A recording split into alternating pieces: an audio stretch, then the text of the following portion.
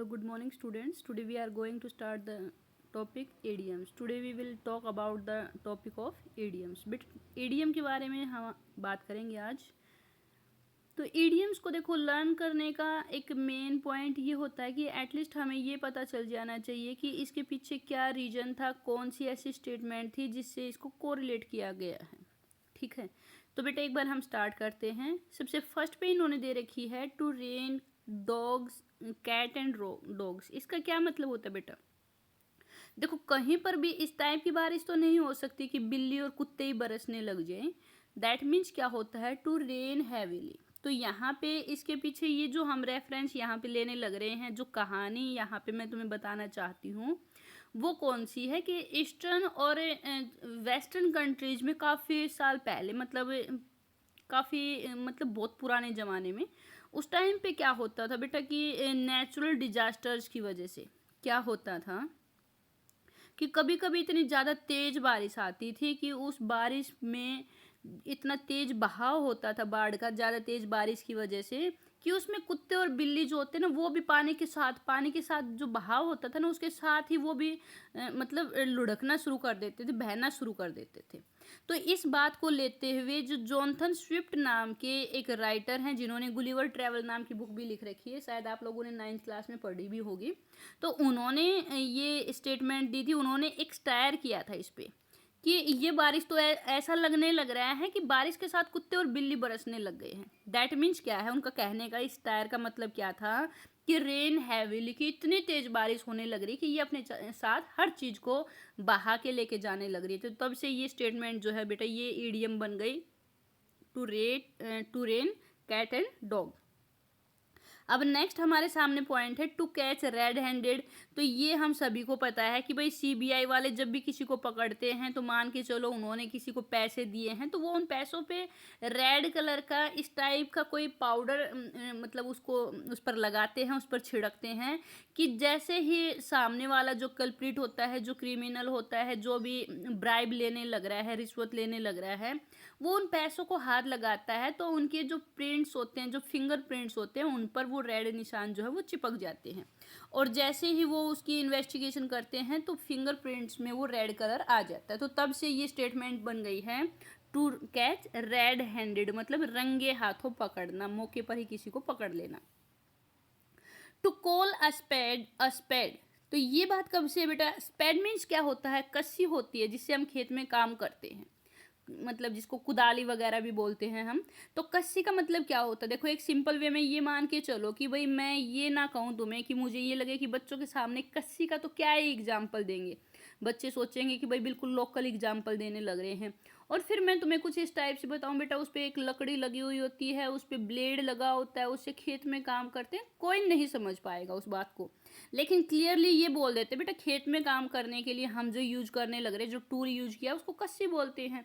That means अपनी बात को बिल्कुल फ्रेंकली और क्लियरली दूसरों के सामने रिप्रेजेंट करना, मतलब कस्सी को कस्सी ही कह देना, कोई हेजिटेशन फील ना करना. दैट मीन्स अपनी बात को फ्रेंकली रिप्रेजेंट करने का जज्बा. ठीक है, नेक्स्ट है बेटा apple pie order. Apple pie order means क्या होता है? In perfect order. हमने ये भी देखा होगा कि कहीं पे किसी रेहड़ी पे लगा लो या किसी मॉल में जाते हैं या किसी जूस वाले के यहाँ पे भी अगर आपने देखा होगा तो चीज़ें ऐसे सीक्वेंस में लगी होती है. ऐसे एक एप्पल रखा मिलेगा, ऐसे उसके बाद ऊपर ऐसे रखे मिलेंगे. दैट मीन्स उनको रखने का, उनको जचाने का एक प्रॉपर सीक्वेंस होता है, उसको बोलते हैं एप्पल पाई ऑर्डर. ऐसा नहीं कि बस ऐसे ही बिखरा रखे, कोई कहीं गिरा हुआ कोई कहीं, ऐसा नहीं. उसको वो एक प्रॉपर वे में मैनेज करते हैं. तो ये कहाँ से ली गई बेटा? पहले बेकरी वाले ऐसा करते थे कि वो हर चीज़ को अच्छे से मैनेज करके चलते थे, लेकिन उसके बाद से ये कि ट्रेंड बन गया तो उसको क्या बोलने लग गए हैं? Apple pie order. ठीक है, नेक्स्ट हमारे सामने जो आता है बेटा उसमें हमने देखा है कि नेक्स्ट पे इन्होंने दे रखा है कि अ वाइट एलिफेंट. वाइट एलिफेंट के रिगार्डिंग आप क्या समझ के चलेंगे बेटा? ऐसा मान के चलो कि थाईलैंड जो है, थाईलैंड में पुराने ज़माने में वाइट एलिफेंट काफ़ी ज़्यादा होते थे.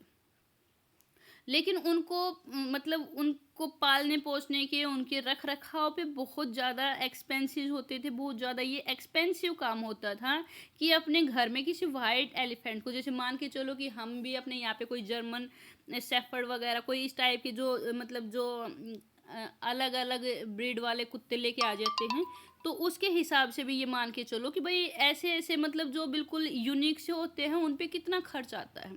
तो यहाँ पे ये कहा गया है कि भाई वाइट एलिफेंट का मतलब ये है कि थाईलैंड में ऐसा होता था कि अगर किसी क्रिमिनल ने कोई मतलब कोई क्राइम कर दिया है तो उसको पनिशमेंट के लिए क्या करते थे, उसको पनिशमेंट के लिए ये कहा जाता था कि इसको 2 या 3 वाइट एलिफेंट दे दो और उसके सारे खर्चे ये उठाएगा। मतलब उसके लिए जितने भी ब्रांडेड खाना पीना होना चाहिए या उसके टेक केयर करने में जितने भी जो भी एक्सपेंसेस वगैरह हैं, ये सारे के सारे खुद से हैंडल करेगा। तो तब से ये ट्रेंड बन गया है कि अ वाइट एलिफेंट मतलब ऐसा खर्च जिसको हम अफोर्ड बड़ी मुश्किल से कर सकते हैं, एन अनअफोर्डेबल थिंग। समझ गया होगा ना, जैसे मैं सिंपल सी ये बात कहती हूँ कि भाई किसी को अगर दहेज में गाड़ी मिल गई है तो वहाँ पे सामने वाला विलिंग तो नहीं है गाड़ी खरीदने के लिए, लेकिन अगर उसको दहेज में मिल गई है तो ऐसा तो नहीं कि दहेज में गाड़ी देने वाले उसमें पेट्रोल वगैरह भी डलवाएंगे। दैट मीन्स पेट्रोल वगैरह या डीजल वगैरह तो सामने वाले को खुद ही डलवाना पड़ेगा। दैट मीन्स ये कैसा खर्च हो जाएगा, अनअफोर्डेबल। तो इसको क्या बोलेंगे, अ वाइट एलिफेंट। नेक्स्ट है a cock and a bull story. Cock and bull story क्या होती है बेटा, बुल मीन तो सांड होता है, ओक्स होता है जो बछड़ा, सांड कह सकते हो, ठीक है। और कोक मीन्स क्या होता है, मुर्गा। तो कभी भी मेरे हिसाब से हमने ऐसी कहानी नहीं सुनी है कि एक मुर्गा और एक सांड जो है वो दोनों ही दोस्त थे। दैट मीन्स एक ऐसी कहानी, एक ऐसा पॉइंट जो बिल्कुल से अपने आप में इररेलीवेंट है, जिसका कोई लॉजिक नहीं है। दैट मीन्स फॉल्स, बिल्कुल झूठी बात। अब आगे इन्होंने कहा है a cat and dog life. एक कुत्ते और बिल्ली की लाइफ, इसका क्या मतलब होता है बेटा, अ क्वालसम लाइफ, काफ़ी लड़ाई झगड़े वाली लाइफ। जैसे अपने ऑलमोस्ट सभी घरों में एक ये डायलॉग कहा जाता है, जैसे जो सिबलिंग्स होते हैं, भाई बहन जो होते हैं, बचपन का अगर उनका एग्जाम्पल लेके चलेंगे तो उनकी काफ़ी ज़्यादा लड़ाइयाँ होती हैं, हर घर में ऐसा होता है। ऐसा नहीं है कि आप लोगों के साथ ऐसा हुआ है, हम लोग जब छोटे होते तो हमारी भी ऐसी लड़ाई होती थी, हर घर में ऐसा होता है। तो जो हमारी मम्मी होती थी वो ये कहती थी पिछले जन्म में तुम कुत्ते और बिल्ली थे क्या, मतलब कुत्ते और बिल्ली की तरह लड़ते रहते हो। तो तब से यही बात, इसका आप एग्जाम्पल लेके चल सकते हैं कि जो सिबलिंग्स होते हैं, जो सगे बहन भाई होते हैं, बचपन में वो ऐसे ही लड़ते हैं जैसे कुत्ते और बिल्ली, क्योंकि कुत्ते और बिल्ली की कभी नहीं बनती है। तो छोटे होते तब वो एक ही बात की डिमांड करके चलते कि रिमोट मुझे चाहिए, फ़ोन मुझे चाहिए, या जो भी चीज़ है, तो वहाँ पे लड़ाइयाँ हो जाती। लेकिन जैसे जैसे बड़े होते तो मैच्योर हो जाते, समझदार। अ क्राई इन विल्डरनेस, इस मीन्स क्या होता है बेटा, when effort. When effort means क्या होता है कि वेन मीन्स होता है व्यर्थ और एफर्ट्स मीन्स होता है प्रयास। मतलब ऐसे एफर्ट्स हम करने लग रहे हैं जिनका कोई रिजल्ट ना निकले। तो ये तुमने बिल्कुल जब छोटे बच्चे रहे होगे तो उस टाइम पे एक वुड कटर होता है, एक गडरिया होता है, एक गडरिया कह सकते हो, मतलब वो एक लकड़ी काटने वाला, मुझे अच्छे से याद नहीं है, मैंने वुड कटर ही लिखा है। कि एक लकड़हारा है या गडरिया जो भी, वो क्या करता है, उसको एक झूठ बोलने की आदत होती है और वो अपने दोस्तों को बोलता है कि भाई मुझे बचाओ बचाओ, शेर आया है। वो उसको बचाने के लिए जाते तो उसने कहा कि मैंने तुम सभी को बुद्धू बनाया। दोबारा फिर ऐसे ही करता है कि बचाओ बचाओ, लेकिन वो फिर आते, फिर कहता है बुद्धू बनाया। तो इसी टाइप से क्या करता रहता है, वो हर बार ऐसे ही करता रहता है, लेकिन लास्ट में क्या होता है, रियल में टाइगर आता है और उसको बचाने के लिए कोई नहीं आता है। तो अब वो जंगल में अकेला होता है, a cry in wilderness. That means अब उसके चिल्लाने का कोई भी एफर्ट, उसने जितने भी किए उनका कोई रिजल्ट नहीं निकला। दैट मीन्स बेकार के प्रयास। विंडो शॉपिंग मीन्स क्या होता है बेटा, to look at goods. Goods means क्या होता है, सामान डिस्प्लेड, जितने भी सामान दिखा रखे हैं उनको सिर्फ देखना, नॉट विद बाइंग इंटेंशन, मतलब खरीदने की इच्छा ना होना। जैसे हम लोग मार्केट में जाते हैं, जैसे ऑफलाइन हमारी जो शॉपिंग होती है उसमें ऐसा होता है कि मार्केट में जाएंगे और कहेंगे भैया ये वाला नहीं वो वाला दिखाओ, वो वाला नहीं ये वाला, अरे ये वाला नहीं ये वाला, अरे भैया ये नहीं ये। लेकिन मतलब हर दुकान पे इसी टाइप से जाना, देखना, और फिर नहीं पसंद नहीं है, पसंद नहीं है, ये रेट ज़्यादा अच्छा नहीं है, कलर अच्छा नहीं है, मतलब सिर्फ देखना, बल्कि उसको खरीदना नहीं। विंडो शॉपिंग कहते हैं सिर्फ चीज़ों को सिर्फ देखना, बाहर से देखना या फिर जो भी, लेकिन उनको खरीदने की कोई इंटेंशन ना होना, ये कौन सी शॉपिंग होती है बेटा? ये होती है विंडो शॉपिंग। ठीक है, विंडो शॉपिंग ऑलमोस्ट हम ऑफलाइन कर पाते हैं। उसके बाद जैसे कि ऑनलाइन में भी कई बार जैसे हम देख लेते हैं भाई किस चीज़ का क्या क्या रेट है। एक होती है हमारी lavish shopping, LAVISH। Lavish means क्या होता है बेटा? लेविश मीन्स होता है कि जो चीज़ें हमें ज़रूरत की भी नहीं है वो भी खरीद लेना। जैसे कि कोई मान के चलो बहुत ही अमीर फैमिली का बच्चा है, अपने पेरेंट्स के साथ कहीं गया है और उसने कहा कि पापा ये खिलौना, वो तभी 2,000 रुपये निकालेंगे और ख़रीद देंगे। बच्चा थोड़ी देर के बाद कहेगा पापा ये वाला खिलौना, वो फिर पैसे निकालेंगे और फिर खरीद देंगे। फिर थोड़ी देर पापा ये नहीं, ये वाला खिलौना। तो इस टाइप से वो हर बार खरीदते हुए चलेंगे, तो उसको बोलते हैं लेविश शॉपिंग, मतलब जो चीज़ें ज़रूरत की नहीं है वो भी खरीद लेना। ठीक है, नेक्स्ट है बेटा हॉब्सन चॉइस। हॉब्सन चॉइस क्या होता है? नो अल्टरनेटिव, मतलब जो काम आपको दिया गया है आपको हर हाल में वही काम करना ही पड़ेगा, आपके सामने कोई ऑप्शन नहीं है। जैसे लास्ट टाइम लॉकडाउन जब हुआ था तो उस टाइम पे ऐसा हुआ था कि मंडी वगैरह भी बंद हो गई थी। ठीक है, और जो सब्जी बेचने वाले थे उन पे भी ऑलमोस्ट बैन लग गया था, क्योंकि उनमें से कई सारे पॉजिटिव केस निकल गए थे। तो अब लास्ट एंड फाइनल क्या होता था कि घर वाले किसी खेत वगैरह से जो सब्जियां लेके आते थे, उसमें खीरे हो सकते थे, ककड़ी थी या फिर घिया थी, ठीक है, या फिर तरबूज होते थे। अब वो जो चीज़ें हैं ना सिर्फ वही आप खा सकते हैं, चाहे से वो आपको पसंद है या आपको वो पसंद नहीं है। तो इसको बोलते हैं बेटा हॉब्सन चॉइस।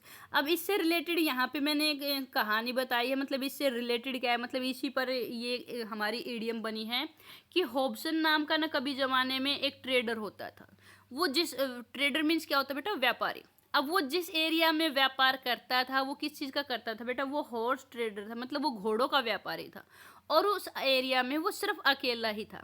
अब वो करता क्या था कि वो ये करता था कि भाई ये जैसे घोड़े हैं, ये जैसे उसका स्टेबल है जिसमें घोड़े बनते हैं, तो नंबर 1 पे ये घोड़ा है, नंबर 2 पे ये है, नंबर 3 पे ये है, नंबर 4 पे ये है और नंबर 5 पे ये है। अब अगर आप घोड़ा खरीदने गए हैं तो वो ये कहता था कि ऐसा नहीं है कि आपने ये कहा कि ये वाला घोड़ा मुझे दे दो या ये वाला, ऐसा नहीं। आपको अगर नंबर 1 पे जो घोड़ा वही खरीदना ही पड़ेगा, बीच में से मैं आपको कोई भी घोड़ा सिलेक्ट करने की परमिशन नहीं दूंगा। सेकंड पॉइंट, उसके जो रेट होते थे वो भी मुंह मांगे होते थे, लेकिन वहाँ पे रहने वाले लोग जिनको घोड़े की रिक्वायरमेंट होती थी उनको हर हाल में उसकी कंडीशन माननी पड़ती थी, क्योंकि उस एरिया में और कोई भी घोड़े बेचने वाला व्यापारी नहीं था। दैट मीन्स क्या हुआ? Hobson choice. इसका मैंने सिंपल एग्जांपल अपने बिल्कुल रियल लाइफ वाला दिया है कि लॉकडाउन के टाइम पे हम लोग किस टाइप से वो वाली सब्जियां भी खाते थे जो पसंद नहीं होती थी, और यहाँ पे क्योंकि उस टाइम पे हमारे सामने कोई अल्टरनेट नहीं था, कोई चॉइस नहीं थी। हॉब्सन चॉइस की ये बात कहाँ से आई? ये इस व्यापारी से आई जिसका नाम हॉब्सन था। ठीक है बेटा, अब नेक्स्ट वाला हम देखते हैं।